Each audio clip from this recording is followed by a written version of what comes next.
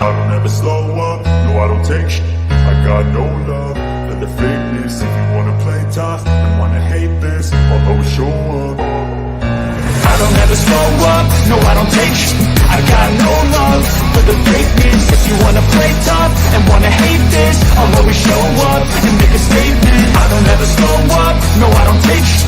I got no love for the fakeness. If you wanna play tough and wanna hate this, I'll always show up and make a statement. Everything I do so instinctive and so passionate. Every word I move so descriptive like an adjective. I got a vendetta against people who patented being negative when you should be getting after it. I got facts over tracks, this and that. Spitting slow, spitting fast. I could roast, I could gas. Think I'm okay at last, but I don't know if that can erase all the past and the pettiness. A reflection of the emptiness. Hilarious, you think you're worth my time, you're delirious. Mysterious, because you hide behind a fake exterior. Inferior, you know I'll always be a bit superior. Get off of me, this ain't no humble brag. I want you to hear words, you can say them back. I want you to feel free from the chains that last, and to believe in what you got, it was built to last, yeah. Now that I've been put through, I never got anyone's help. Hello everyone and welcome to my channel. Today we're having a live about human trafficking and I have a special guest here with us. Her niece was actually trafficked by an organization and she's going to tell her story, and then after her story we're going to go ahead and watch something where Madonna could very well maybe possibly be involved in the same organization. But please welcome our guest Alicia Turner, and we're going to give her the utmost respect in our chat. Please. Thank you. Hey Alicia, how are you? Are you muted? Alicia? Where did she go? Hold on, guys. Technical difficulties. Hey.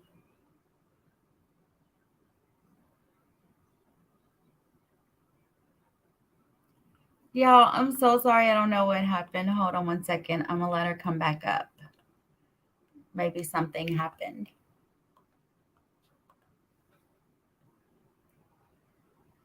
Hello, everyone. Let me tell everyone hello while we're waiting for Alicia to come back. Hello, Marshmallow. Also, I pinned the National Human Trafficking Hotline up at the top. If you would like to share that, here she is. Welcome, Alicia. Can you hear me now? Yes, ma'am. How are you? Good. Can everyone hear her to make sure that we can verify everyone can hear her? Hello, everybody. Michelle, October 50 baby, Kaz, Never Silent, Marshmallow. Kaz, I don't know if I said Kaz already. Okay. You can go ahead with there. Okay, they can hear you loud and clear, Alicia. You have the floor. Okay, so you just want me to, just tell what happened with her from the beginning to the end? Yes. Okay. So my little cousin, 17, she would be my second cousin because her dad is my first cousin. He is a missionary, and they were called out to Malawi, Africa, to build a church out there and, kind of get the ministry set up over there in that area. So they went out there, been about 5 years ago, and they built themselves a home there, and the home is kind of like about 20 minutes out from what their little village town is at. And they had a 10-foot wall, stone wall, all around their home. There are like emergency ladders on each wall for like if emergency type thing happened. And they have a security guy that is paid to watch over their family that lives in like a little shack type thing next to their house. They have several dogs, and they've lived pretty peacefully over there for the past 5 years. They did come home a couple of times because my cousin was still active duty and he got called in, military wise. So they haven't been over there like the full time, like, you know, they get breaks and stuff whenever he has to do that stuff. But anyways, so last year, um, they they started hearing animal cries, like it sounded like a baby animal of some kind, coming from the woods outside of their home, just over the back wall.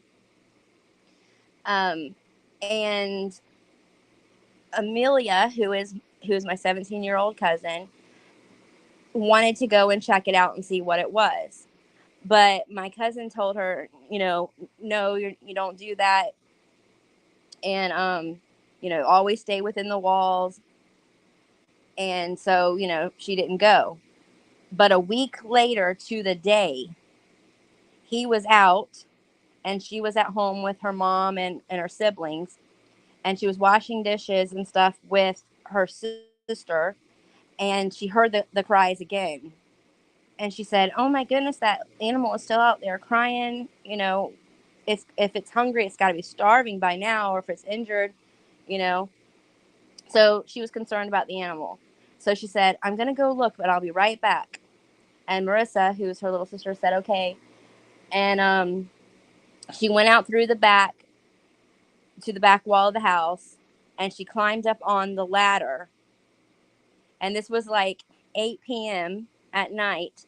So over there, it's dark. Like they don't have the street lights and all that kind of stuff like, you know, we have over here. It's really dark. I don't know what she thought she was going to see. Um, and I don't know if she took a flashlight or anything like that. I don't know. But she climbed up on the ladder, and Marissa looked up and she saw her going up on the ladder, and she's like, "Oh my goodness, she's going to get in trouble."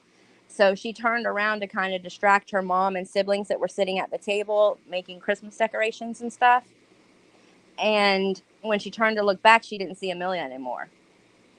So she walked outside the house and started calling for her, and she didn't get a response back. So then that's when she went in, and her mom said, "What's going on?" And she said, "Amelia heard an animal. She went out to check and look, and she's not answering now." So she began to panic, and she, you know, ran outside, started calling for her and all that. And then she went to get the security guard, and he was asleep, which is crazy because as soon as sun starts to go down, that's when he's really like on shift, you know, like he does night duty. And, but he was still asleep. So she woke him up and she told him that Amelia's missing. He got his gear together and stuff, and they went all around the wall and they looked all around, and they couldn't find anything, didn't see anything at that time. So they called in the police, which their police is more like their military, and they're not very far from the base itself, the military base there. And they were told that it's after dark, so they can't do anything until morning. They pretty much do not go out at night for nothing over there.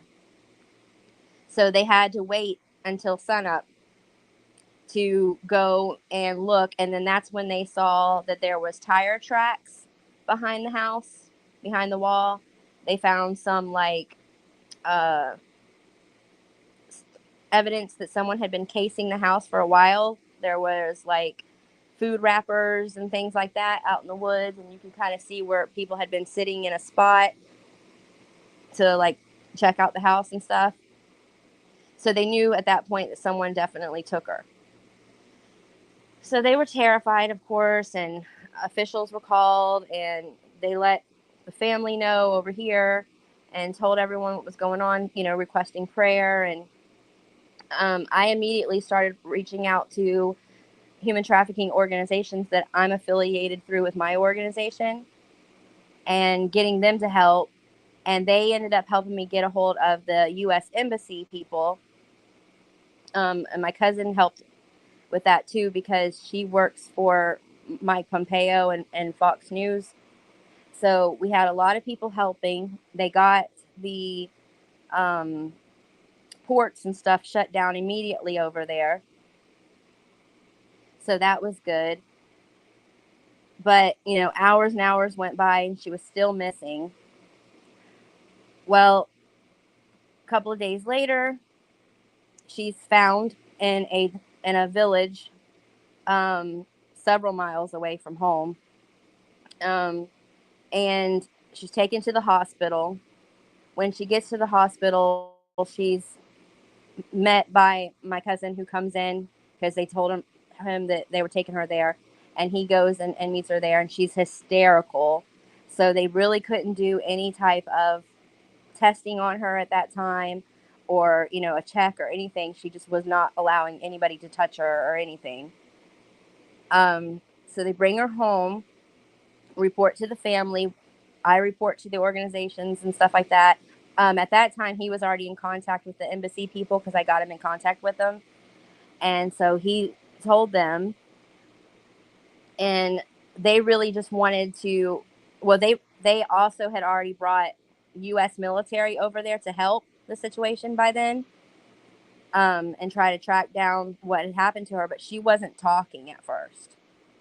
It took her about a week before she started talking and telling what happened. And actually, she wrote it down first before she spoke anything about it. She wrote it all down and gave it to her parents. And her claim is she heard the noises. She went out to check. As soon as she got to the top of the ladder, she was grabbed and thrown into a potato sack. She said she knew they were in some type of a vehicle because she could hear, of course, the engine and all that. And then they took off. And she said that they drove for a pretty good long time, and she heard different voices and stuff. And then they arrived at, some type of property. She has no idea because it's dark and she's in a potato sack. But she said a couple of men grabbed her up and took her into some type of a home or a building or something. And they threw her down into a room that was a dirt floor with stone walls and stuff. And they had a candlelight in there. And it was very dim though. And she said that they took the potato sack off of her head, and they were covered at that time, and they undressed her, and then they messed with her. And we still to this day don't know the full extent of all that went down that they did to her. She still hasn't, felt comfortable with coming out and saying everything. And I really don't want to go into detail on what she has said, but I mean, you guys can get the picture. They molested her. And then they threw the clothes back at her and went out the room. And she had to, she quickly got herself back dressed again. And she said she was just sitting on, only thing that was in there was this little cot. And she said she was sitting on that and kind of in a fetal position and listening to the voices. And she thinks there was 5 or 6 men. She couldn't understand anything that they were saying except for the word India. They said India several times. She doesn't know exactly how long she was in there before they came back, and 2 men put the sack back over her again, grabbed her out, and put her back in the vehicle again. And she felt them put a bunch of stuff around her in the back of the vehicle and something over the top of her. And they took off again. She thinks that only the 2 men left with her because that's the only 2 voices that she heard during the drive. They were in an off-road area, which they don't really have a lot of paved roads or anything anyways. So it was dirt road. So there was lots of bumps and stuff. And she, at first was totally freaking out, just kind of listening, panicking. And then she said she began to pray. And she said she don't know how long that she prayed, but she just prayed and cried. And at that point, she got a peace that came over her. and she was actually able to kind of think clearly. And she said she remembered that her dad always made her carry a pocket knife.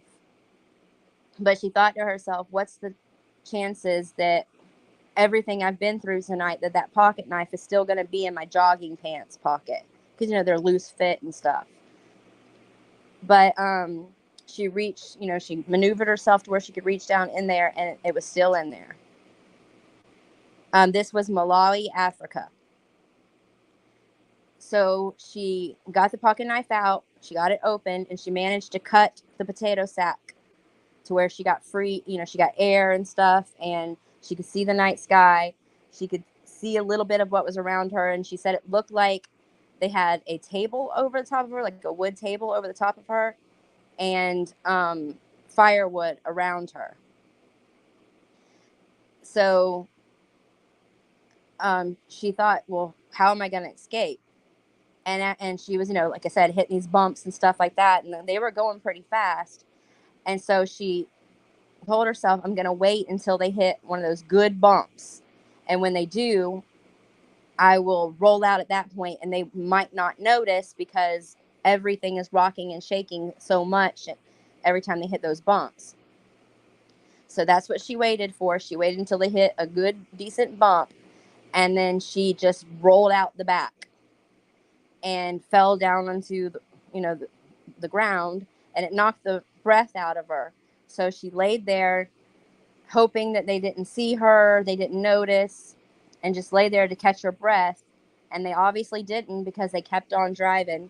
And as soon as they were out of sight and she had her breath back, and she was all scraped up and scratched up from, rolling out the back and falling like that, she got up and she ran all through the night, through the wild of Africa, until she came to the first village that she, found. And she didn't know any of those people, never had been to that village before. But the Lord had her, because as she got there, the sun was just starting to come up. People were just starting to come out. And she ran right up to a woman there who just happened to speak English, which is so slim, few far in between, that they do out there. But this woman did. And she asked her what happened, and she told her. And the woman called the military to come out and get her, gave her water, gave her food, gave her a blanket, was so nice to her. And the chances of that, you guys, are so slim, because over there, majority of them, they hate Americans, they hate Caucasians, they're not kind to females at all. But this woman had a heart and took care of her until military got there and took her to the hospital and got a hold of her dad to meet her there. So just amazing. But about a week and a half after she was home, just one morning, she just come up out of her room like nothing ever happened, sat down at the breakfast table, started eating and talking to her siblings, and everybody was kind of like in shock. And she looked over to my cousin, her dad, and she's like, you know what, Dad? I bet I would have loved to see those men's faces when they realized I was gone. Got beat by a 17-year-old girl. And she just started laughing. That pride came back to her. And she's just been great since. But they raised money and got help from churches that sponsor them, and these different trafficking organizations, anti-trafficking organizations. And were able to make it back in late December, back to the States. And this Sunday, I will get to see them. They'll be at my church this Sunday. I was going to ask you if you saw her yet, because I remember you saying that you were going to be seeing her soon. Yeah, I was supposed to see them this past month, January, but they when they left from Pensacola to come down here, their transmission went out. So they had to get all of that repaired and everything. So now I'll see them Sunday. And she just had her 18th birthday this past weekend. That's awesome. I know whenever I first heard this story, I was like, wow. Like that's just amazing that she was able to do that. And then to think, about the knife and be able to, come up with a plan to escape in that situation. It's just amazing. It really is. I'm just thankful that God was with her and walked with her. That's one hell of a journey. I tell you one thing. So you sent me before we went live, um, a thing about Madonna having Hmm. something to do with possibly the same organization. Yes.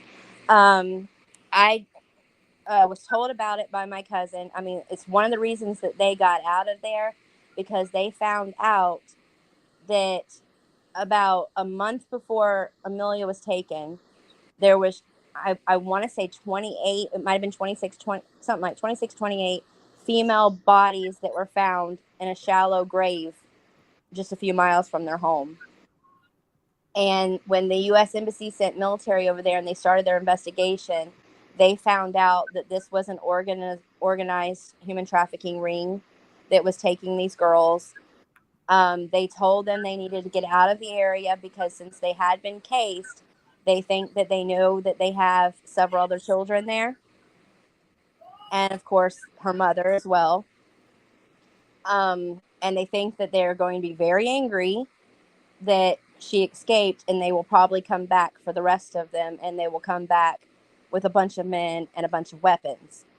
So they wanted to get them out of there as fast as possible. Until they were able to get out, military stayed behind, because he's active duty and stuff. They were great about protecting them, and watching out for them until they were able to leave. Once she got home, she did go and see, a doctor and get completely checked and blood tests and all that. And thank you again, Lord. No pregnancy, no, you know, anything showing up in her test, like, diseases or anything. So just another big thank you to God on that one.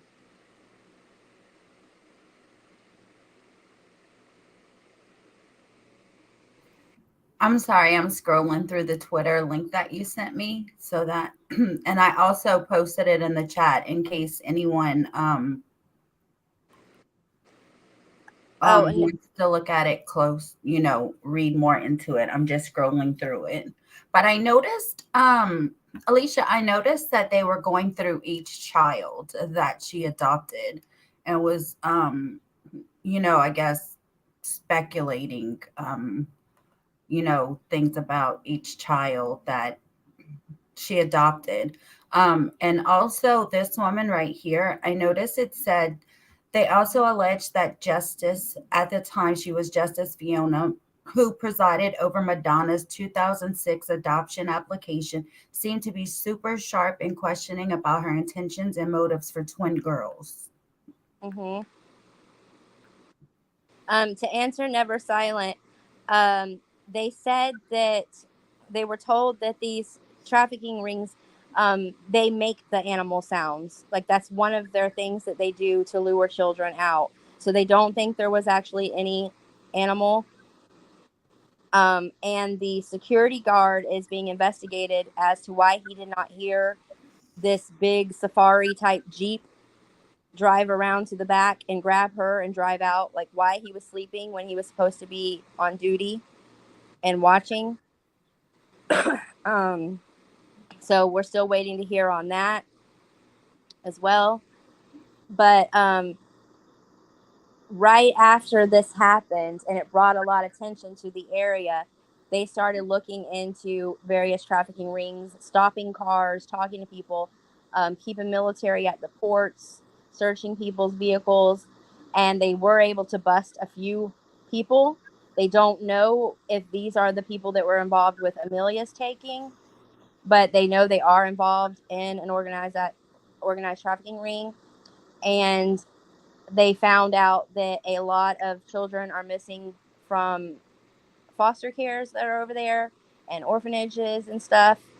Parents are freaking out. And then this is where Madonna gets brought into it because she has an organization there that she started to, save and find foster care and schooling and all this kind of stuff for children of Malawi.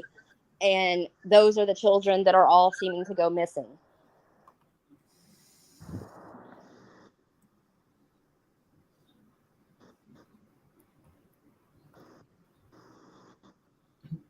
And a This gator, there's a guy called Sloan on YouTube. It's Sloan. He did a whole video about Madonna and her organization and what's going on right now, and it is shocking. This is really interesting. Oops, I hit the wrong button. I want to go StreamYard. This is really interesting read, you guys, about Madonna and all the children that she adopted from. I'm sorry, I don't know how to say that name. The M name, Africa. In Malawi. Africa. Yes. So it's Malawians. Hmm. Malawans. That's the 4 children that she adopted, and now there's, like, this conspiracy behind it or whatever, and it's really interesting. I Because some kind of of them she didn't adopt. She did a temporary placement, promising them, the parents, that she would bring them over here, get them the health care that they needed, schooling that they needed, and then take them back to their family. And she never brought them back or even let them contact them. She also had in her agreement that she would bring them 3 times a year to visit their family, and she never brought them. this is it right here. For I think David was the first one that she adopted, I read.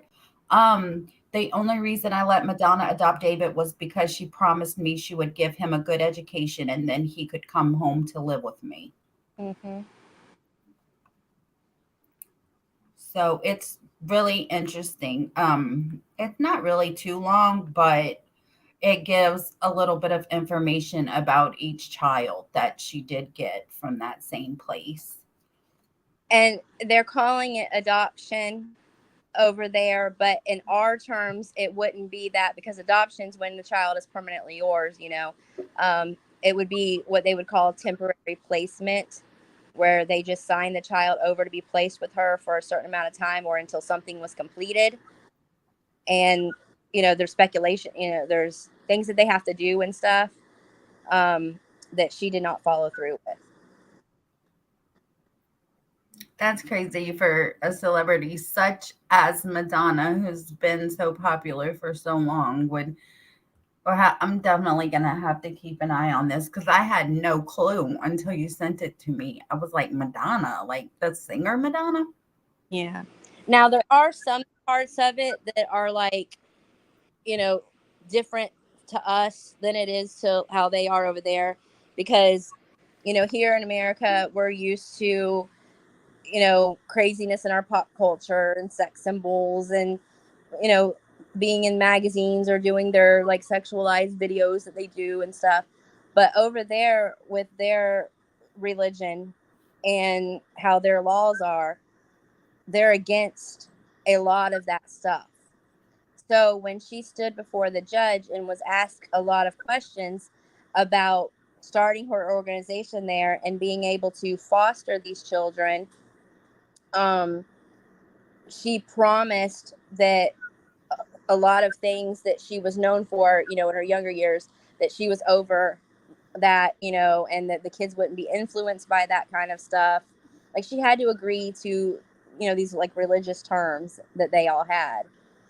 But apparently a year ago or something like that, she posted, or not posted, she put out a book, and it's literally all about her sex life.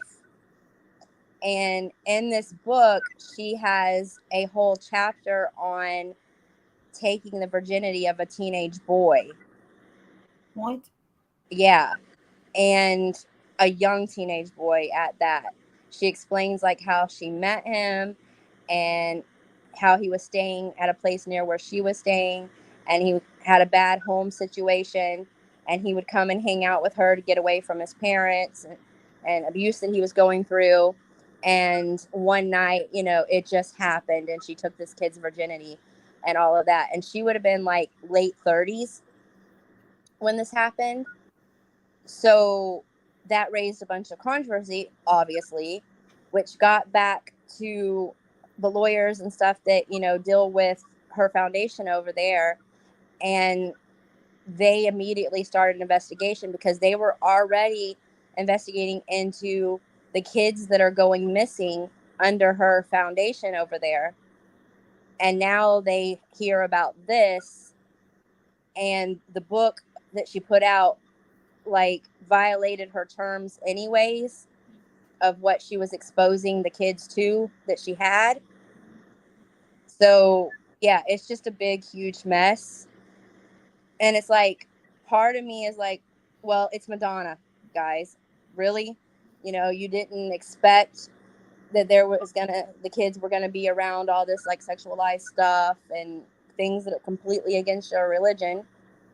But at the same time, she did make that agreement that she was not going to do that stuff. And then she put that book out, and in that book, she admits to being a P. So, yeah. I don't have the Twitter open anymore. Do you have the name of that book handy, or do you want me to Google it real quick? I cannot remember now what the name of the book is, so you might have to Google it. That's fine.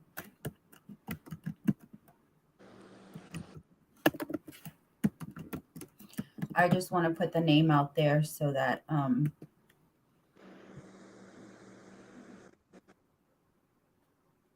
okay, which book? It would be the newest one, I'm guessing. Wow, it's called A Whole Sex Book. Yeah, I know it's got the word sex in the book, as the title.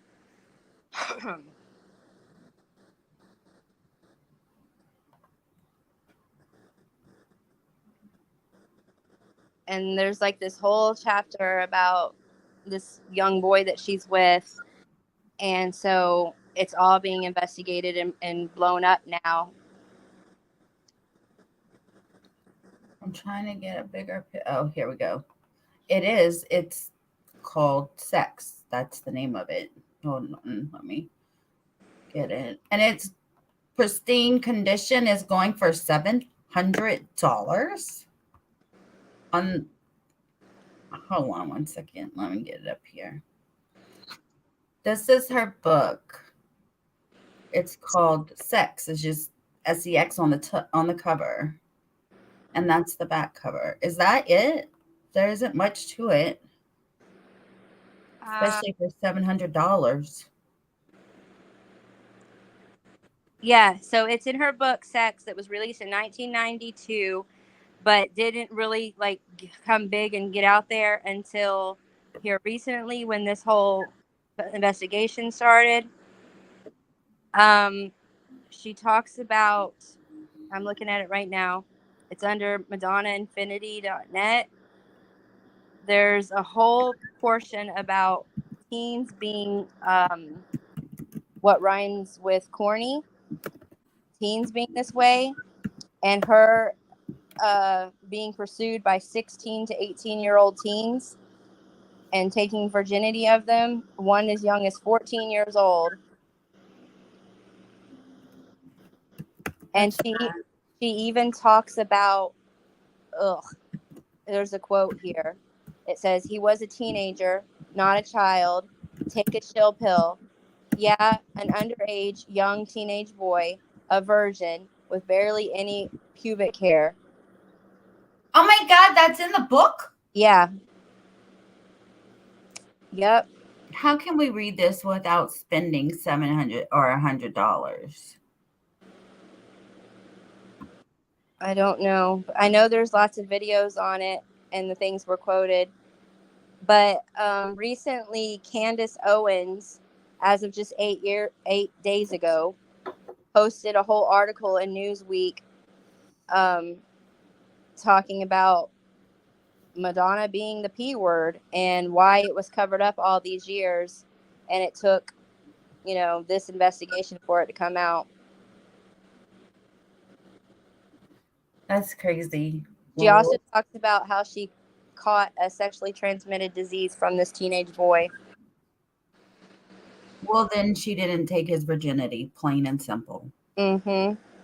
Even though she says she did. Unless that's a different one. I don't know. She said she was with several teenage boys. Okay. Okay, Madonna. I can't deal with you, Madonna. Papa better preach, bruh. Papa better preach to you. This is sickening. Yeah. I know that video by Sloan. He quotes it. He reads several things out of it. He talks a lot about the lawsuit. Like he got, the documents on it. Um, it's mind blowing. The lawsuit So, with Time Warner. huh?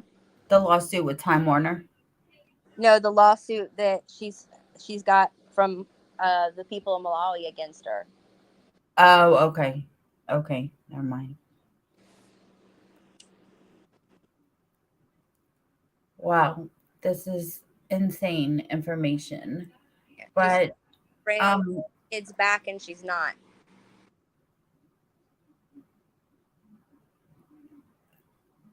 and there's just nothing that they could do about it for all these years. Or nobody wanted to do anything about it. Apparently, what the way they're saying is the parents have been doing their best to fight it over there. They've been trying to go through the system. They've told the courts that they haven't had their visits with them like promised, that she's violated all this stuff, but they don't have the money to really fight her. And her lawyers beat them out every time. But now that there's like this investigation open and all this stuff against her, these missing children and the stuff that they found in this book and all of that, she's been told that, they need to be brought back, and she's just ignoring it all. Like she's just giving it to her lawyers and ignoring it all. So at this point, it's kidnapping, really. Wow. I don't know what to say. Like, this is Bill Cosby kind of stuff, like, in a way. I mean, it's not children, but it's just crazy with these celebrities, what they think they can get away with. I don't know. But I'm so glad that you were able to finally come up here and tell her story. Because when I first heard it, I was like, this is just, I just couldn't imagine. And I just wanted you to come up here and tell the story again so that hopefully people will share this and, hear from someone firsthand about human trafficking and from the US and Africa and every other country, and now Madonna in the same area, the same organization. This I'm really glad that we were able to finally set a schedule to do this, because it's been a minute that we've been talking about it, but I'm finally glad that you were able to come up here and tell this story. So really appreciate it. Yeah. Um Sorry it took so long, but I got this foster baby now, and she's taken up a great deal of my time between my job and her. I really haven't been able to be on YouTube much. I've neglected my own channel. Thank you so much for coming up here, Alicia. I really, really appreciate that. I'll email you about the baby issue because I didn't know you still had her. Oh yeah, I'm going to definitely have her for 5 more months, and then they'll reevaluate what's going on with her mother and see if she's followed through with things and changed her life around or anything like that. If she has, then they will start bringing her over to like do supervised visitations at the house with her to kind of um, reunite them back together, Mhm. and stuff. But if she hasn't, then at that point we go for permanent placement of her, where we'll be able to, like keep her.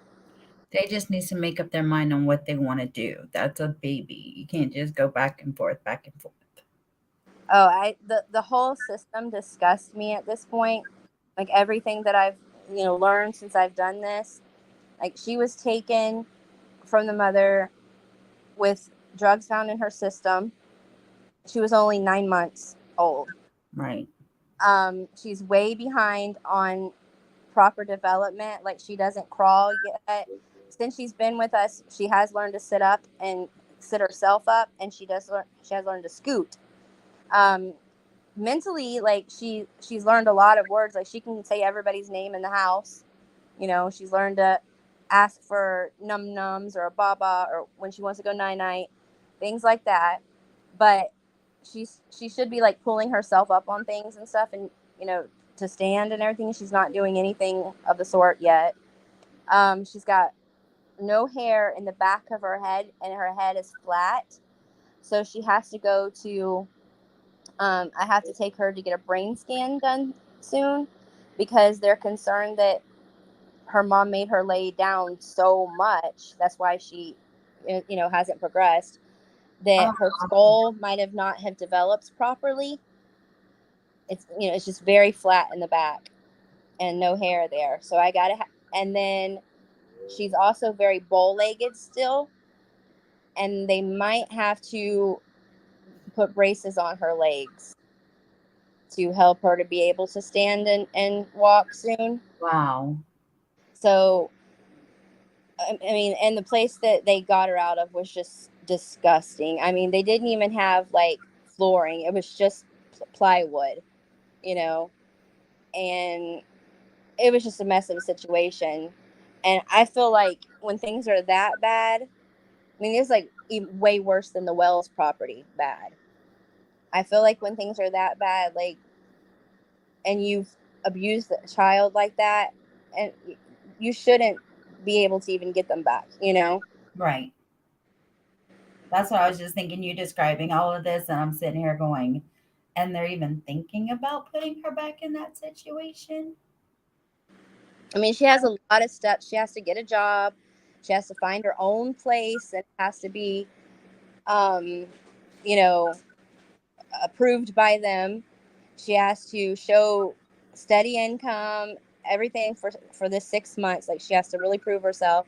I do take her for supervised visitation once a week. I have to go up to this place that's called Devereaux office for her to have supervised visitations for 1 hour, which is every Thursday. So I did that today.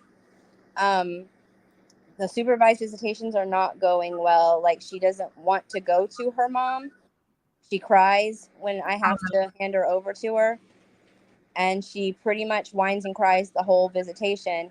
And then when I pick her up and it's time to leave, she's just like giggling. She's so happy. She's like, get me, you know? So today her mom got really upset because she cried the whole time she was with her, and she brought her a little stuffed elephant and handed it to her like, oh, look what mama got you, you know. And she took it and she threw it. So she was crying, and I felt bad for her because she's young, you know, and she doesn't have a good life herself. She doesn't really know how to be a mom, you know. And so it was kind of heartbreaking to watch that go down. But at the same time, thank you, Lord, that she didn't kill that baby, you know, Yeah. by drugging it and stuff. Hopefully, seeing the baby cry the whole time at visitation will open her eyes. Well, DCF is what we call it here, the Department of Children and Families. Um, they think that eventually her mom is just going to stop coming, probably. She's already stopped, like, calling me during the week and texting me, things Oh, like that. Um, so she's already kind of pulling away. And this was just the second visitation, but neither one went well. And today she really got upset. So after she left, they told me that they've seen this so many times, and they think that she'll just pretty much stop coming. And if she does do that, then they will go ahead and put through to the judicial court for the permanent placement to happen without waiting 6 months. wow, that's crazy. Well, I'm glad that she's now in a good home when a good, loving Christian family and is taken care of and doesn't have to worry about living in drugs and having drugs in her system and, being around filth. It's just horrible. It's such a sad situation. Hi, Alexis Lee. I'm about to end, so you're late. But hello, thank you for coming in. She's definitely loved here. I mean, we got her a beautiful nursery set up. My boys and my daughter, they just love her to death. My husband, she calls him Pop Pop. Um, Oh, while we're speaking, I'm in my garage, so that way the whole house wasn't being loud. And some gray cat that I don't know just came into my garage and ran right over to my cat food bag and helped himself. Hi, kitty, kitty. Are you coming in for a meal? that's cute. Leave a tip. Right, I need to buy some more. Feeding some stray cat while I'm on live. He's a pretty cat, though. He's pure gray. I'm allergic to cats, so you can keep it over there. But I'm gonna let you get back to the baby so I can go have supper. Again, thank you for coming up here and telling that story. Everyone was quiet, so I know that they were really listening to you, and hopefully they share this out and you know get information out there about this because everybody talks about it and puts statistics out there, but do we actually ever hear from these survivors, or do they ever want to tell their stories? Yeah, I And to hear a story from like directly from you, your own family, your brother's daughter, I I hope mean your soon. cousin's daughter. Yeah, It's it's I don't know, it was something else to hear. I hope that she gets strong enough where she will want to come out and speak out on it herself, and maybe come up with me and talk about things herself without having to go into a lot of detail. Right. And just because from what I'm hearing from the family, she's been very open about it to everybody lately, and just really proud of herself that she survived something like that and made it through, you know. That's So awesome. maybe she will want to use it as a testimony, you know. Yeah, absolutely. Hopefully in the future, that would be wonderful for her to do, but also, we have to wait till she might never be ready. She might be ready, but I'm sure that God will use her, as, someone to be a motivational speaker on this and to tell her, story. And I'm pretty sure that eventually that will happen and that would be her, probably purpose in life. But anyway, I'm going to go ahead and end this. Again, I really, really appreciate you coming up here and telling the story. I know it's been a hot minute since we were trying to schedule this, but it's finally happened. We're getting the story out there. And if you're watching this, please share this live and get Alicia's cousin's story out there. And Madonna's story also. Again, the link is in the chat. Or the Twitter link to read about the Madonna issue.